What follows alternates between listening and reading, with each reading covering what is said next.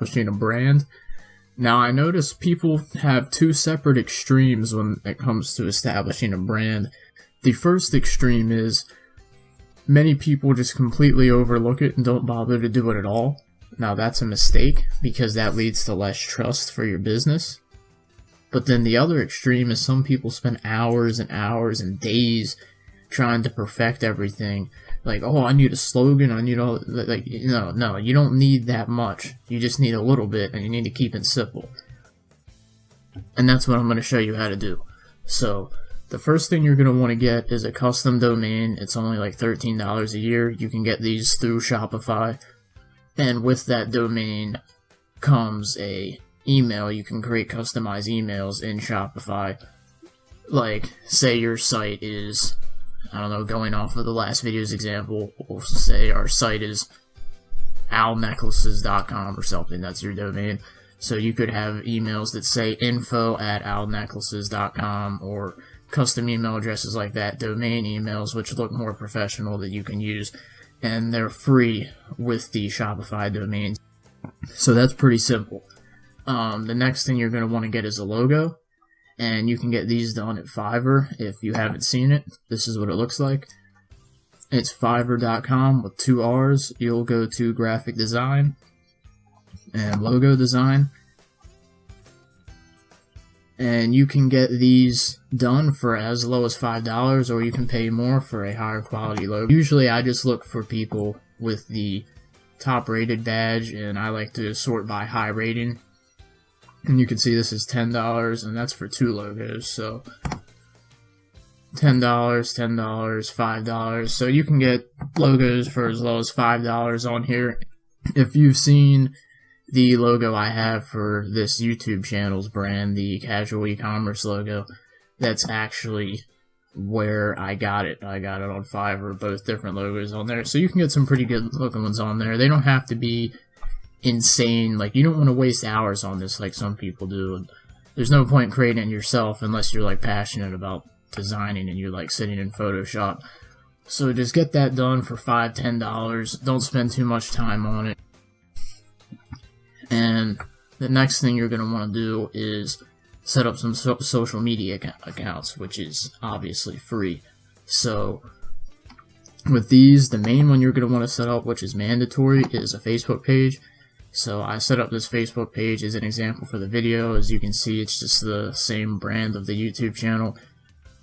Just so you can put in your logo here, and you can get a custom header design from Fiverr for $5 as well. But I actually created this one myself in Paint, so you don't even need Photoshop. I just took the logo and typed this in and added that in there. So pretty easy. And then you can like create a call to action where you can send them to your shop or whatever, and you can post updates to your store and everything. But mainly this is just going to be for posting your ads, which we will be going over. And I believe video 4 is what I'm going to be going over ads.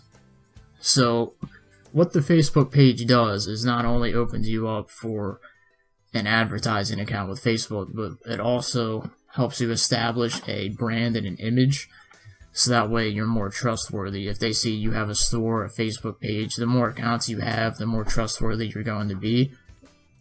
And that's why I put the Twitter and other social accounts. They're not mandatory because you're not going to run ads on them, but they are optional. Twitter is I find Twitter is one of the easiest social accounts to grow because you can just follow targeted people, a bunch of them, and then they follow you back.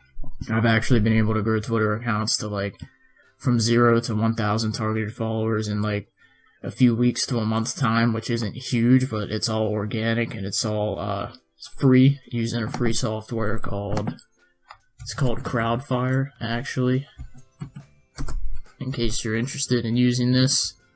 So Crowdfire allows you to search specific Twitter accounts and target their followers, and you can follow their followers. And then the follow and unfollow strategy is really efficient for getting targeted followers. And then you could tweet some of your products to your followers, or maybe you could do something special for Twitter where you give out Twitter specific discounts, like you create discount codes in Shopify, and you only give them out to your Twitter followers. So that could be an incentive for them to follow your Twitter account. And you don't have to use these other accounts, but I mean, it's just another marketing strategy if you'd like to, but the main strategy is going to be the Facebook page. That's mandatory, because that's how you're going to be running your ads. So I'm going to keep this video pretty short because it's pretty much self-explanatory, but as I said, either people overlook it and they have domains that make no sense. They have their Gmail email account, and that just looks really like shady and unprofessional. I mean, would you want to buy from someone whose email account is like mollystinson@gmail.com or something? Like, you're not really going to trust that this is an established business. You're just going to think it's some person sitting in their bedroom, which most Shopify stores are people sitting in their bedrooms, mine included, but you don't want to come off as that. You want to establish yourself as a brand. You want people to already think that you're a big name in your niche before you really are. So that's what the point of this is. And it's all really cheap. I mean, this is $5, $10 here, $13 a year. The email's free, social media is free. And obviously paying for Facebook ads costs money, but with the strategy I'll show you, if you do it correctly, you should break even or even profit off of your Facebook ads alone. So that's going to be it for video 2 about establishing a brand. I'm trying to keep these short. I don't want to ramble on.